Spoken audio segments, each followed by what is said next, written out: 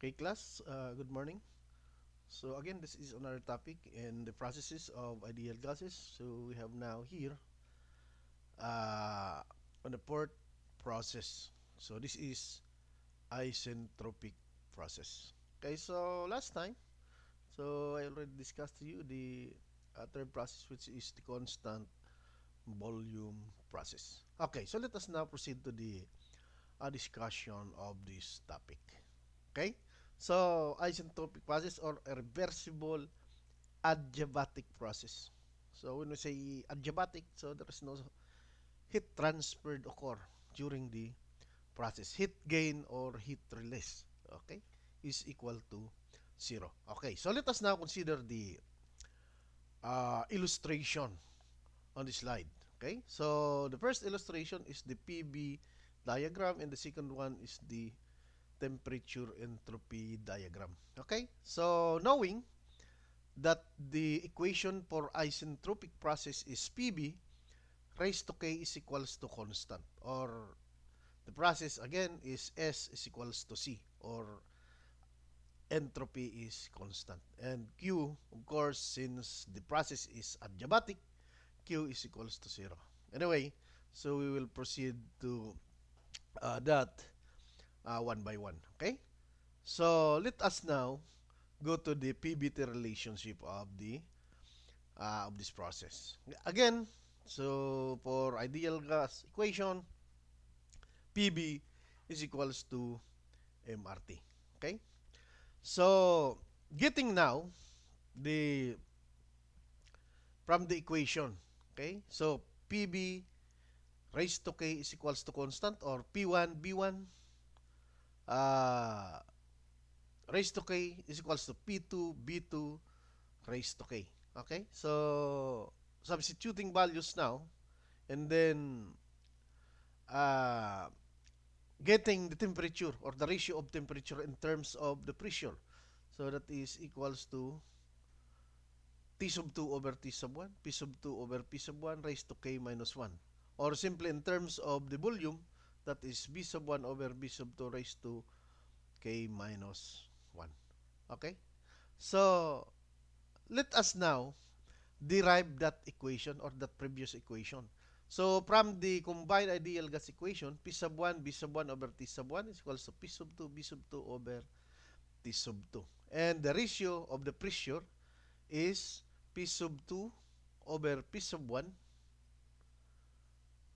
is equals to P sub 2 over P sub 1, T sub 1, T sub 2 raised to K. Okay? So, and then, getting now the ratio of the final temperature and the initial temperature, that is equals to P sub 2 over P sub 1 raised to K minus 1 over K. So, this is the first example in the, or the first equation in the PBT relation. Okay, so for the ratio of the temperature, that is P sub 2 over P sub 1 uh, raised to K minus 1 over K equals to B sub 1 over B sub 2 raised to K minus 1. Okay? So, for the non-flow process, okay, so we know already what is the basic definition or the basic equation of the work non-flow. Okay? So, that is always equals to the integral of the pressure multiplied by differential volume. Okay? So, from the equation again, PB raised to K is equals to constant, or P1 B1 raised to K is equals to P sub 2 B sub 2 raised to K. Okay, so getting now the pressure. So that is equals to C over B raised to K. Or uh, bringing now the numerator into the denominator. So that is P is equals to C raised to negative K. Since we put this denominator at the numerator. Okay? So that is negative K. So another, the work non-flow now is equals to the substituting values. So work non-flow is equals to the integral of C raised to negative K multiplied by dB. Okay, so putting now the constant outside the integral sign. So that is negative b, or b rather, raised to negative k dB. Okay? So, and then, integrating now the this term. So that is now b raised to negative k plus 1.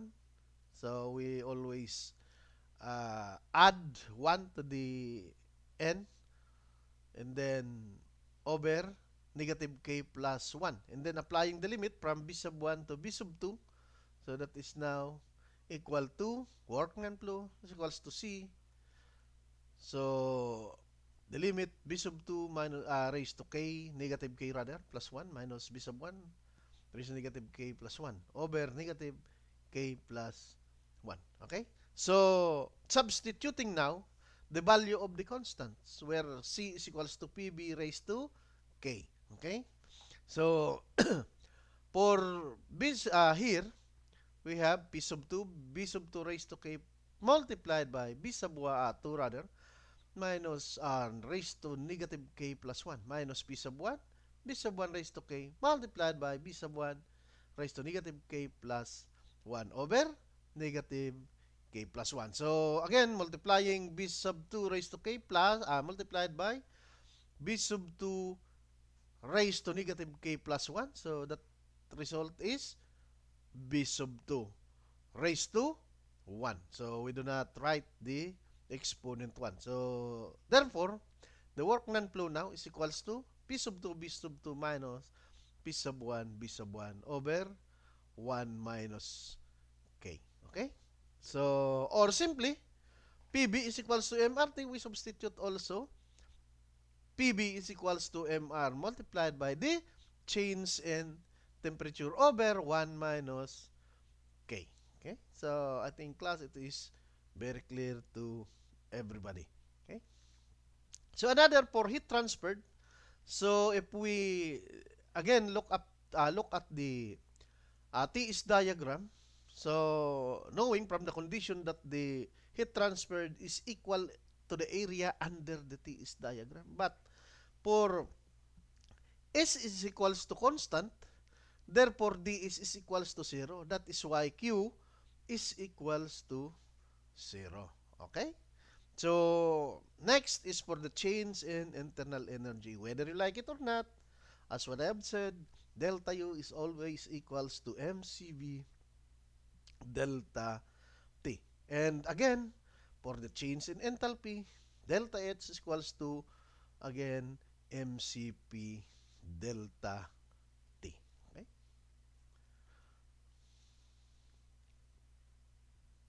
For the change in entropy. Okay. So, again, delta S equals to the integral of dq over T, and since delta S is equals to 0, therefore, from the TS diagram, delta S is also 0 here. Okay? So, and also, for the dq, since heat transfer is also 0, so therefore, delta S is equals to 0. And the last one is for the steady flow work. So, we know already that the work steady flow is equals to the area behind the PB diagram. Okay? So, where that work steady flow is equals to the negative integral of B differential pressure. Course limit from 1 to 2. Oh, again, PB raised to K is equals to constant for isentropic process. And then, getting now B, that is C raised to 1 over K, and then over P raised to 1 over K also. And then, so substituting now the value for B. So that is equals to the integral, negative integral of C raised to 1 over K, and then P raised to negative 1 over K, because this P is located at the numerator, and we bring it up to the numerator rather. Okay? So, multiplied by the differential pressure. Okay? So, again, putting the constant outside the integral sign, and then that is now equals to negative c raised to 1 over k, integral of p raised to negative 1 over k, differential pressure. Okay, so applying now the limits. So p sub 1 to p sub 2, therefore the value now of the work steady flow is equals to negative k multiplied by p sub 2 b sub 2 minus p sub 1 b sub 1 over k minus 1. Okay? But this term here is equals to the work non-flow. Okay? So work non-flow. Therefore, we just multiply the work or the non-flow work by the constant k. So we now get automatically the work is the flow of the process. Okay? So I think it is clear. Okay? So let us now consider the example here. Okay? So 1 pound of gas undergoes an isentropic process from 95.3 psi gauge and the volume of 0.6 cubic feet to a final volume of 3.6 cubic feet. Okay? So if Cp is equals to 0.124 and Cv equals 0.093 BTU per pound degree Rankine, what are A, T sub 2, B, P sub 2, C, delta H, and D is the work steady flow. Work non-flow rather. Okay, so solution from the ideal gas equation, Pb is equals to MRT and then getting the value of T sub 1. So substituting all the given values, T sub 1 is equals to 394 degree Rankine. Okay? So, next.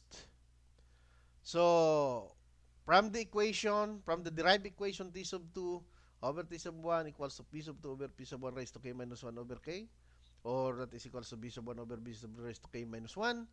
Substituting values of the volume, T sub 2 is equals to 218 degree Rankine or negative 241.8 degree Fahrenheit. Okay? So, getting now the change in enthalpy. Okay? So, again, change in enthalpy is always mCv delta T. Substituting all the values, the delta H now equals to negative 21.96 BTU. Okay? So, for the work non-flow, so again, from the derived equation, that is P sub 2, B sub 2 minus P sub 1, B sub 1 over 1 minus K. Again, substituting all the values, work non-flow now equals to 15.6 BTU. Okay? Thank you very much, class. Okay? So, that's all about my presentation. Thank you.